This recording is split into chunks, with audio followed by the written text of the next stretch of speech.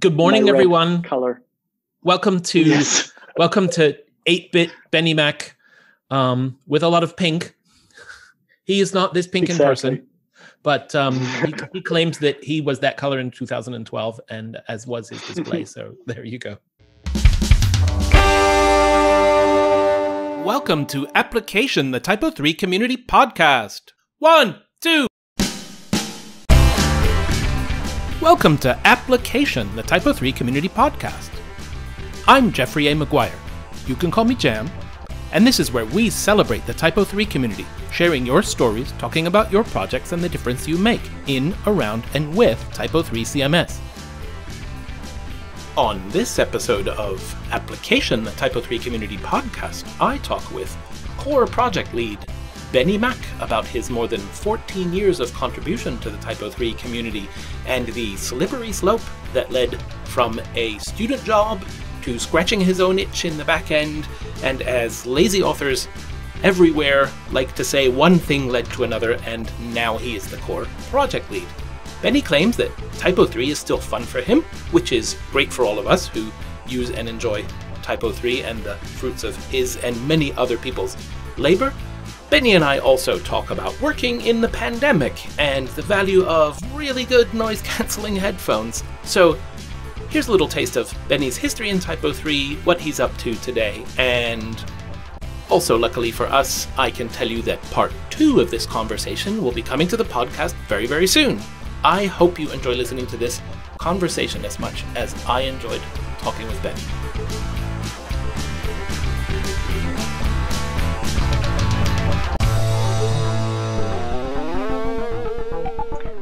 Benni Mack, this conversation is taking place in later 2020, as we can tell from your home level beard and home office and kids' craft room, and the fact that I haven't had a haircut since February.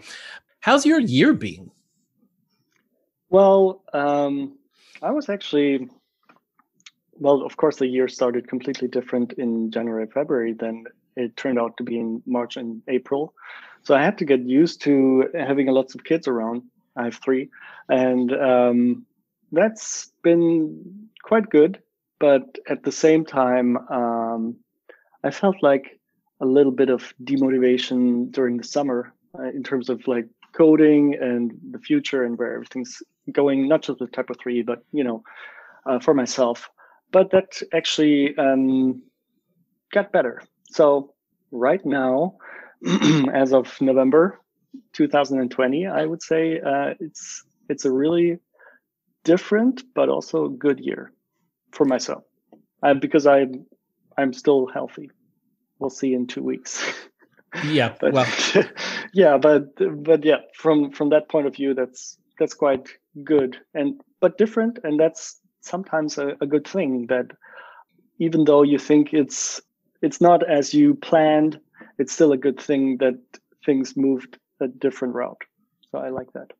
I guess we're getting a gigantic dose of perspective this year as well. Yeah.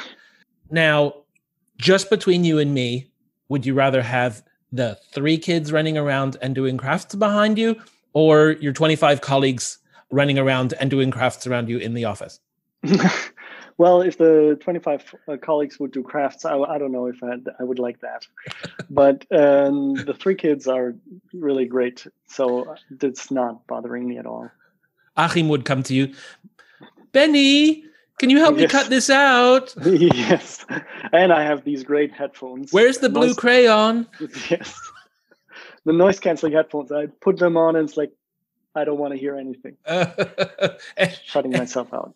The head of, what was it at the time? DevOps kind of didn't exist. The head of infrastructure at the company I worked at, it was one of those horrible group offices that I don't like much, with a bunch of people in the same room.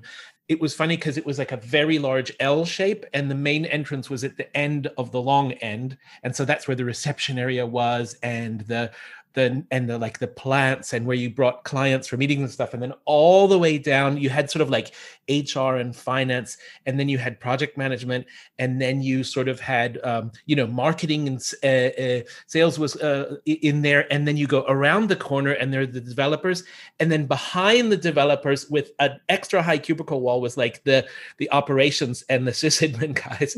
And like at the developer area there started to be posters and Legos and stuff, and basically by the time you got all the way to the back of the room there were like permanently mounted Nerf guns and large dinosaurs and stuff. And anyway, one of the guys, of course, to cope with being in a group office, he wore super sophisticated noise canceling headphones, but his boss could never get his attention, and we didn't have Slack at that point. There wasn't a company internal chat. The VP of engineering had Nerf darts that said, "Michael, turn around. Michael, look at me." he would shoot him until they like brought him out of his flow. And that's my wife is doing this. She's like,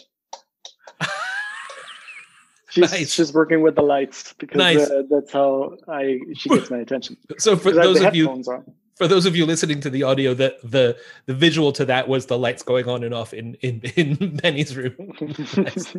So Benni Mack, you co-founded an agency called B13, and yes. Full disclosure, our companies work together, and but that's not really why we're talking today.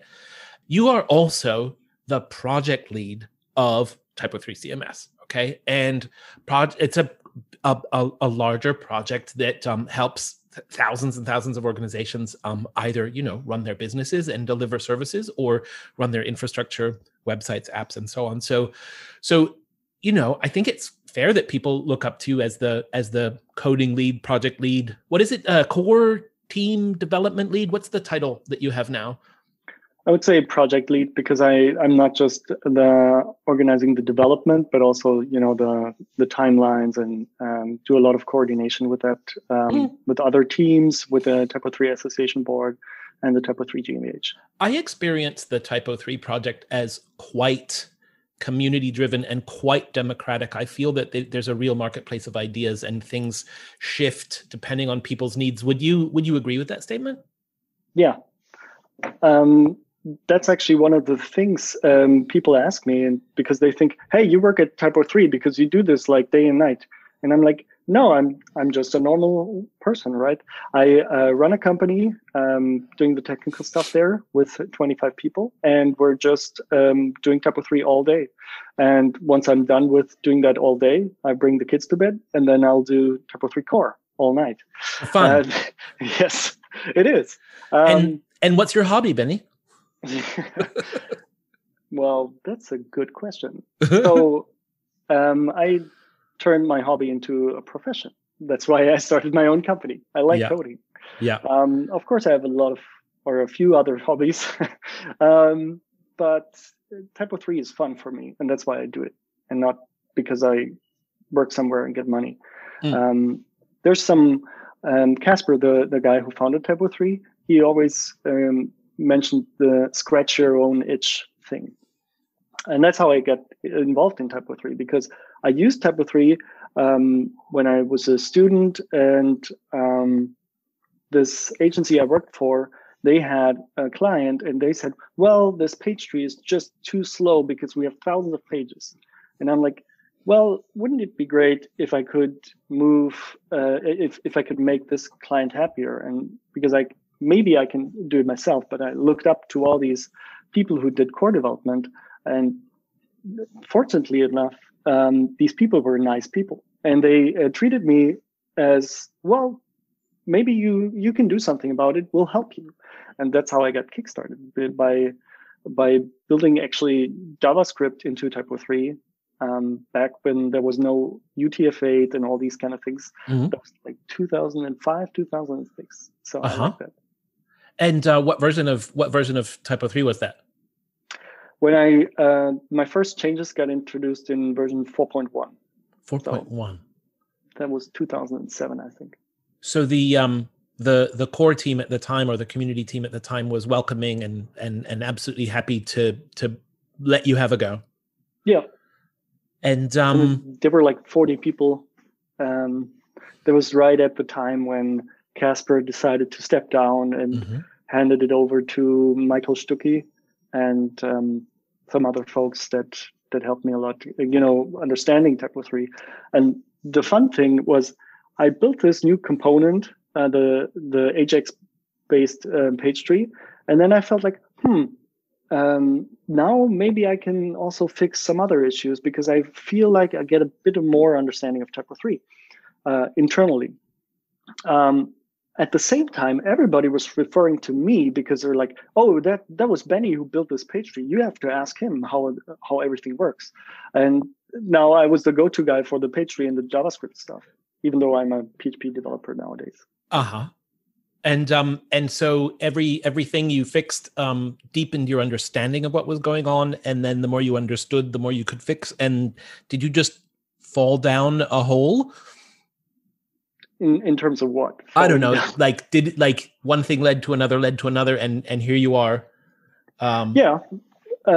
Mostly because I was curious in looking into other parts of TYPO3. Once I understood the source code, and it's actually quite okay, even though parts of it is still from 2000 and whatever 3.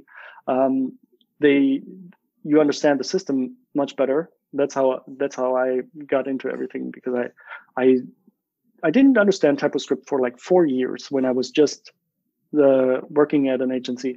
But once I read through the source code, I was like, that's what they meant with the documentation. And then I fully understood the documentation.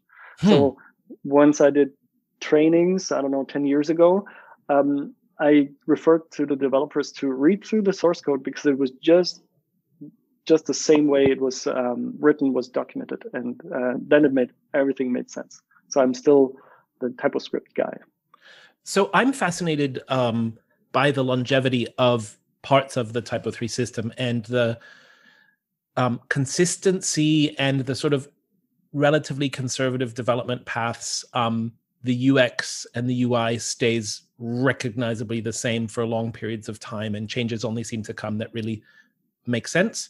And by the same token, there's quite old code in there that's still really good. And there's been a long path of really quite easy upgrades. Talk about the, I don't know, did that come from Casper's attitude towards code? Or why is it that a TYPO3 site can be online for 10 years and still delivering a lot of value and still look okay? Well, Casper's attitude was actually, I would say, more like I'll fix something, and actually how he came up with extensions. That was way before Composer and everything. He was basically he locked himself up in his basement for 2 weeks, and then back then he came back and had the concept of extensions and the extension manager and everything built into TYPO3, and that was great. But at the same time, it has proven stable, and replacing it with something else, that was one of my major tasks in the earlier years.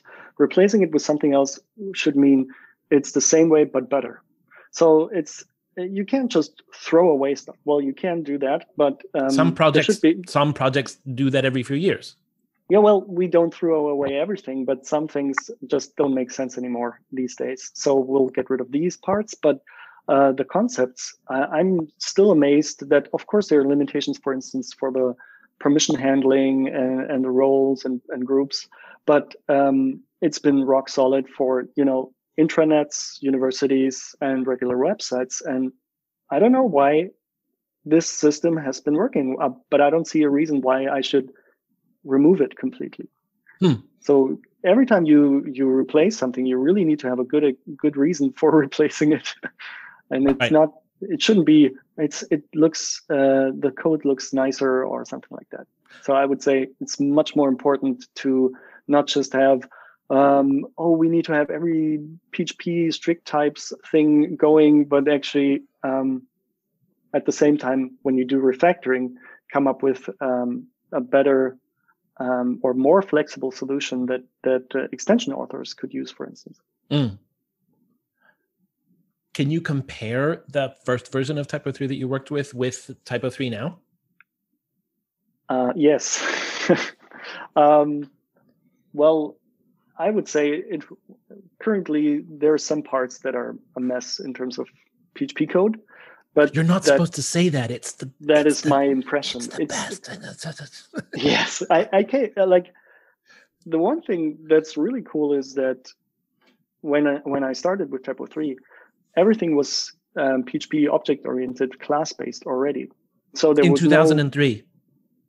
Well, 2003 I started with it, and once I looked at the internals, like 2005, 2006, yes. So that was really cool. Of course, you didn't have all the cool stuff that PHP 7 or PHP 8 offers now, but so if I say messy, we are already at a very good point, what I would call messy, or what I would have called back then, and some clever things were there as well. And the one thing I would say that is different, back then there were like 7 iframes in TYPO3 in the backend, where it reloaded any other iframe all the time, maybe because it was faster and it was hiding some functionality and reloading, and it felt very complicated, even more technical than it does right now. Like there was like a link, not even a button, that says clear caches in TYPO3 temp. What does that mean? Like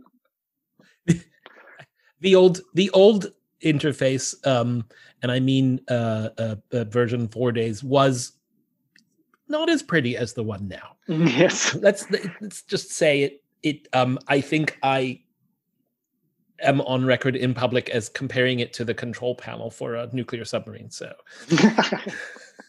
maybe yes.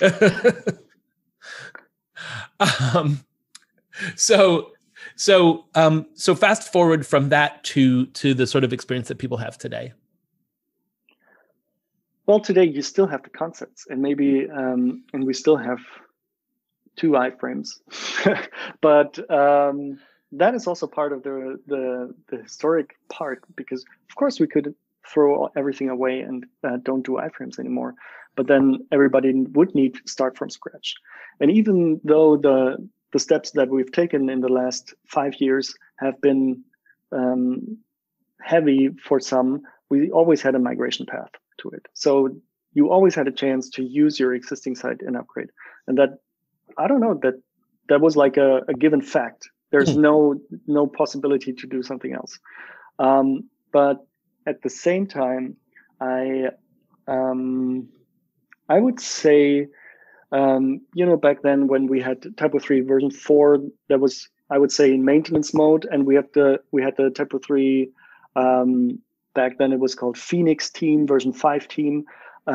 They had the chance to reinvent a lot of these things, and I think that was actually a cool idea to split that off in 2 parts. And until then, we decided to stick to this maintenance mode and don't do larger steps. The largest step was between version 4 and version 6. When we upgraded, we left out version 5, and of course some people do that, and then jumped to version 6, and that was difficult but still possible to update. And then since then we had smaller changes that were still complicated to update for some people, but at the same time much easier than the difference between version 4 and 6. So this given fact that we want to upgrade also comes from the fact that maybe now people want headless and all the new things.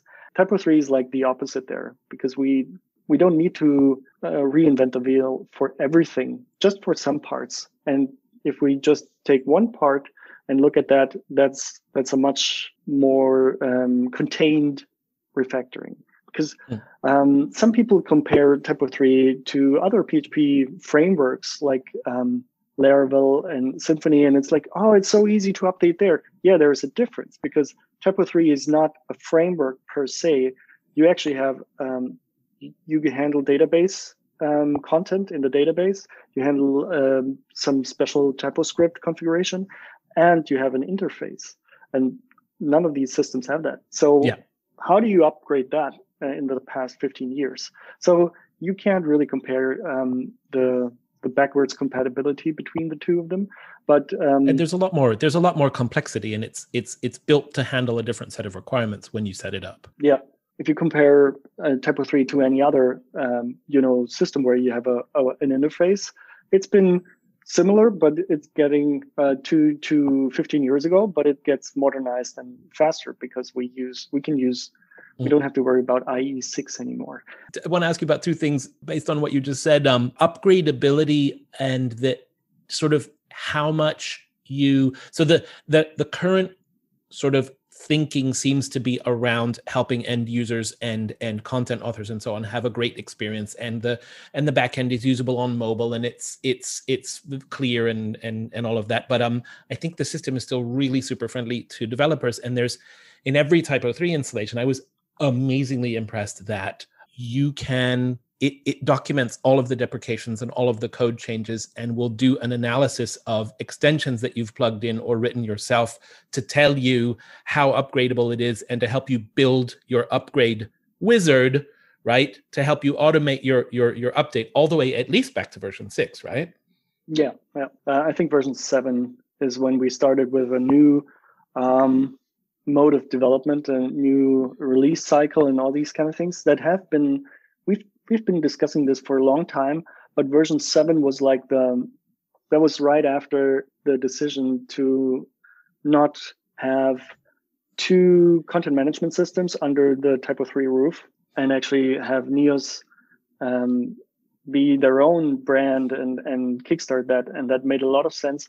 But at the same time, it opened up a lot of freedom and energy to develop TYPO3 further. So I think this decision was a lot of energy for both parties. And so that was really, really cool to see. So the upgradability since then was improved over and over again. And we're still looking into ways to even make updates much easier still with, Rector and all these migration paths that just came up recently in the past years. So there's even more to do. There's always going to be something to do, right? Yes. And by the time you've come on and done everything, you're going to look at the thing you started with, and you're going to know how to do it better again, and then you're going to keep going. But one story I wanted to share is with version 7, when we decided to revamp the backend. When some people approached me and they were not happy with the changes, because they said, now I have to teach all my editors again how it's going to be used, even though the concepts are the same. It just looks completely different in terms of the sidebar. The module menu is now black, and the gray is gone a bit, and these kind of things.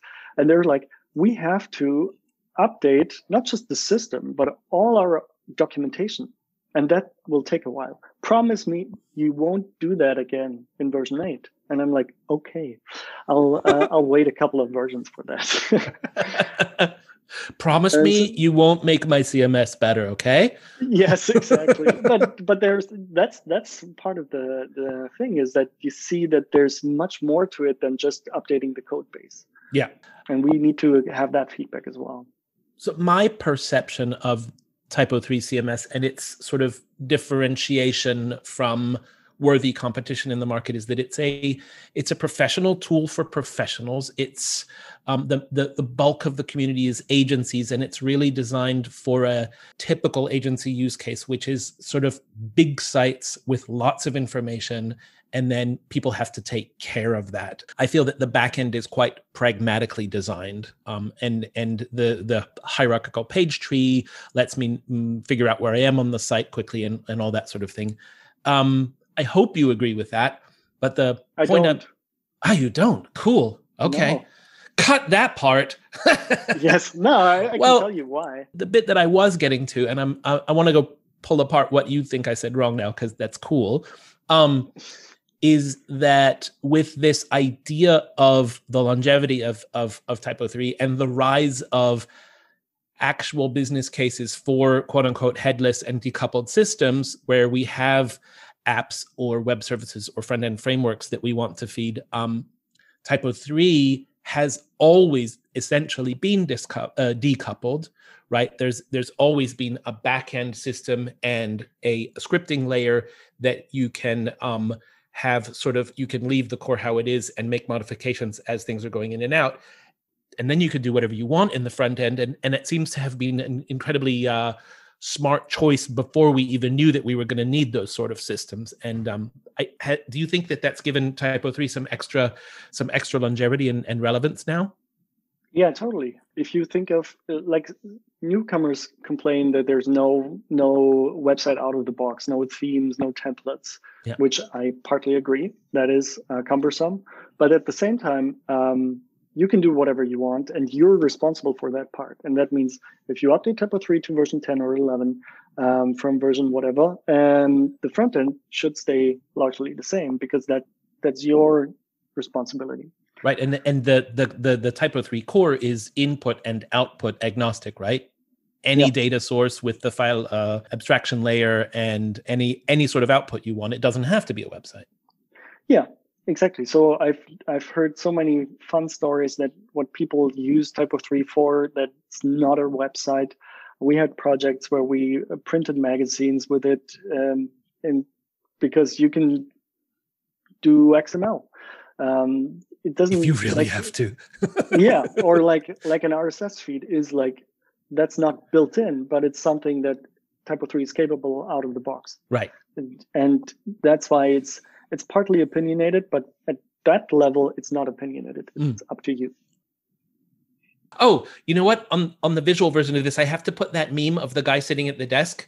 TYPO3 is a professional tool for agencies. Change my mind, right? Yes. So talk about your perception of what is TYPO3 CMS and who's it for and what's it for? Of course, there's the badge of enterprise CMS. And that doesn't mean, in my opinion, that you need to have a workshop to understand how to use it. I mean, I would love to have a workshop about how I could use Microsoft Excel properly, even though I can still use it. And you can do so many cool things with it. TYPO3, I would say, if I use it, it's complicated to get a feeling for it if you have never used it. And there are much more systems that are much more focused on the end users. But at the same time, you have a very large group of people, like a range of people, the ones who use it once a month, and then the ones who are working collaboratively for each day with 20 people in the same system. When you say they know everything. When I'm sorry for interrupting, but when you say it's complicated or difficult to use when you first approach it, do you mean as an end user jumping around a backend, or do you mean as a developer?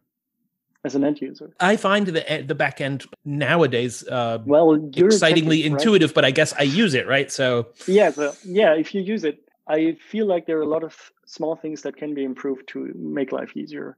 Back then, and 15 years ago, there were some nice concepts about having workflows for doing, like, I want to create a new news article and putting 2 images in there, and you always need to have an image because that's how the front end works. And then you have to assign 2 categories, and that's your requirement. That's more like a Jira, I would say, and that's TYPO3 that's missing in TYPO3. At the same time, because of this decoupling, that's also another fun story. If you talk about decoupled systems or headless systems, especially, headless is like you'll feed something in there and you'll take something out there somewhere else for your app or whatever. And you still need to have people who feed the system with content, and you need to have an interface. And that's what TYPO3 is doing. So it's actually a content management system. It's not a content output system. It's part of that is that the front end, but you are able to manage content. And headless systems don't have a management interface, but sometimes they do. But I would say with a fraction of the possibilities that TYPO3 You mean offers. the front end systems in general? Yeah. So with TYPO3, we have a solution that has been proven for 15 years and apparently people still like it. So it couldn't be that bad. It's not COBOL or whatever you want to develop in, or some DOS GUIs or interfaces. You have something that's actually working, and that's good. Yeah. I still think it's for people who are younger than you, or maybe me, who are used to living in the web 24/7, that there's so much more to improve in TYPO3 that should be tackled. Well, you can use it in agencies and larger corporations, also for editors, but also I know a lot of people who use it in for their fun projects, and they used that back then, and they still like it, and it has been valuable for them. And I would like to tell the younger generation that it could be valuable for them as well if they try it out. And so you don't have to work in an agency to use TYPO3, right? Okay. So let me reframe my contention from 5 or 10 minutes ago. The majority of the TYPO3 community, I think, over time, and certainly nowadays, is in the agency world, and building client websites is the majority of what agencies do with the CMS, and the tools that are built into the core. And the way the core is put together makes it possible to deliver great client projects with minimal plugins, with minimal customization, and all of the plugging in and the customizing is completely accessible because of the solid architecture and so on. So I guess what we're moving towards is those tools that make it great for agencies to build great client websites. Actually, that's great if I want to build whatever sort of, it sounds silly, but information-focused website, like some built-in photo editing capabilities, like the page tree orientation, like the really solid user experience, like workspaces and versioning and permissioning and so on. So that makes it, okay, so then we're back to, hey, it's a good CMS. Yes, it is. It is. And there's so many things that we take for granted in TYPO3.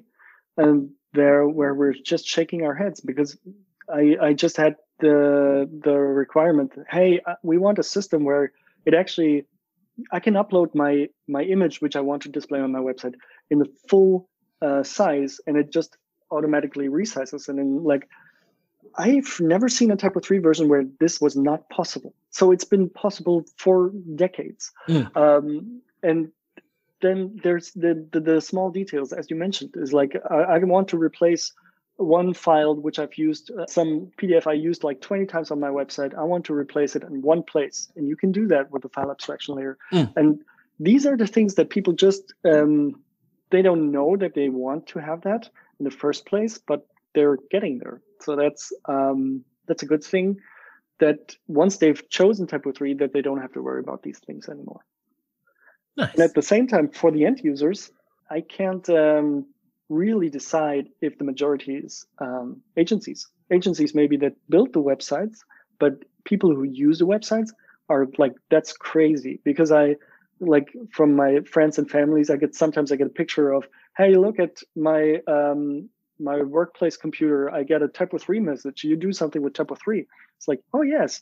Nice to see that your hospital internally uses TYPO3. I never know that. Of course, never known that. And end users are everywhere, right? Governments and hospitals and universities and companies and clubs and they don't even know that they're using TYPO3. Exactly. Hey, so let's shift gear a little bit. Thanks to the TYPO3 Association for sponsoring this podcast. Thank you B13 and Stephanie Kreutzer for our logo. Merci beaucoup Patrick Gaumont, TYPO3 developer and musician extraordinaire, for our theme music. Thanks again to today's guest. If you liked what you heard, don't forget to subscribe in the podcast app of your choice and share Application, the TYPO3 community podcast, with your friends and colleagues. If you didn't like it, please share it with your enemies. Would you like to play along and suggest a guest for the podcast? Do you have questions or comments? Reach out to us on Twitter at TYPO3 Podcast. You can find show notes, links, and more information in our posts on typo3.org. Remember, open source software would not be what it is without you. Thank you all for your contributions.